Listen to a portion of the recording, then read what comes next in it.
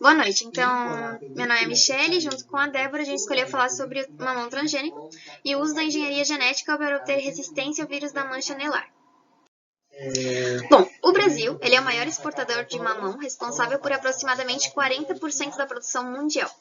Os últimos dados estatísticos indicam que o Brasil plantou 39.323 hectares dessa fruteira em 1997, produzindo dessa forma mais de 1 bilhão de frutos, com um valor de produção de aproximadamente 180 milhões de reais. O mamão, fora isso, também é uma fruta com alto valor nutritivo e também destaca-se por ser uma fruteira capaz de produzir frutos o ano inteiro sob irrigação. Bom, dentre os fatores que limitam essa cultura no Brasil, destaca-se a mancha anelar do mamoeiro. Ela é uma doença, essa doença é o principal problema fitossanitário dessa cultura no mundo, sendo causada por um vírus chamado PSRV, que seria a sigla para vírus do mamoeiro, em inglês.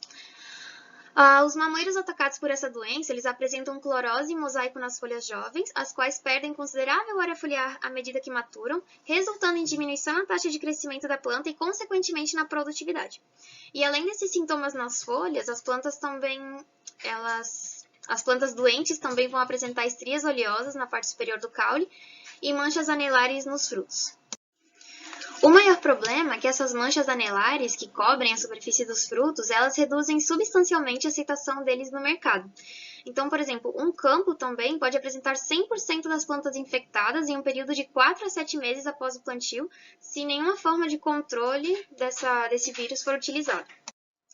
Bom, e por conta disso, diversas estratégias já foram sendo aplicadas visando o controle dessa mancha anelar, e dentre elas a gente pode citar, por exemplo, os programas fitossanitários baseados na eliminação das plantas sintomáticas.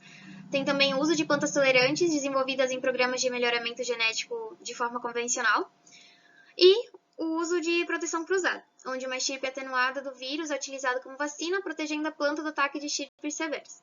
Só que o problema é que nenhuma dessas estratégias garante um controle amplo e duradouro. Então, o primeiro mamoeiro transgênico resistente ao PRSV, ele foi obtido no início da década de 90. Ele foi o resultado de uma colaboração entre a Universidade de Cornell, a Universidade do Havaí e uma empresa chamada Upjohn, todas elas dos Estados Unidos.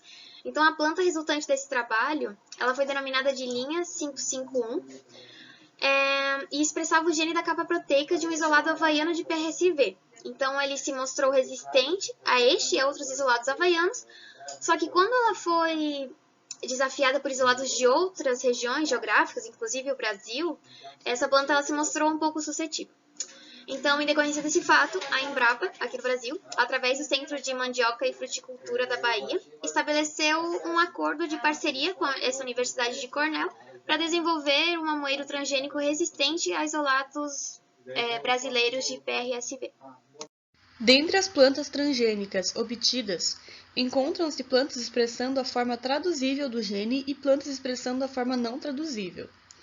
Já a resistência na forma de imunidade foi observada tanto em plantas expressando a versão traduzível quanto a versão não traduzível do gene.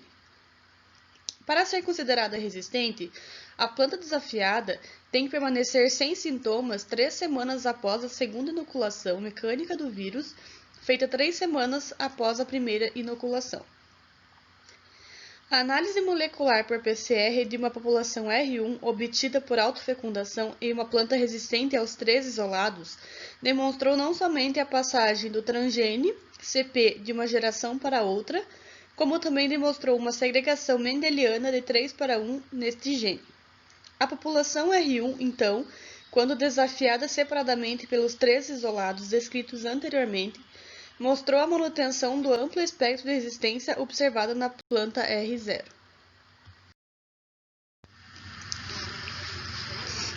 A discussão quanto aos possíveis riscos associados ao uso de organismos geneticamente modificados intensificou-se nos últimos anos. Infelizmente, essa discussão muitas vezes não é guiada prioritariamente pelo aspecto técnico-científico. Porém, um ponto importante que emerge dessa discussão é que a análise da segurança alimentar e ambiental na liberação da OGM deve ser feita caso a caso, haja vista que um determinado OGM é resultado único de interação entre a espécie modificada e os transgênios utilizados para produzir aquele evento de transformação. Considerando a questão de segurança ambiental e alimentar, Os principais perigos levantados no que se refere às plantas transgênicas, expressando genes de resistência a antibióticos, são que o gene seja tóxico, que o produto do gene polipeptídeo seja tóxico ou cause alergia, que o gene seja transferido para micro-organismos no aparelho digestivo dos animais ou no ambiente, que o gene ou seu produto cause danos no ambiente.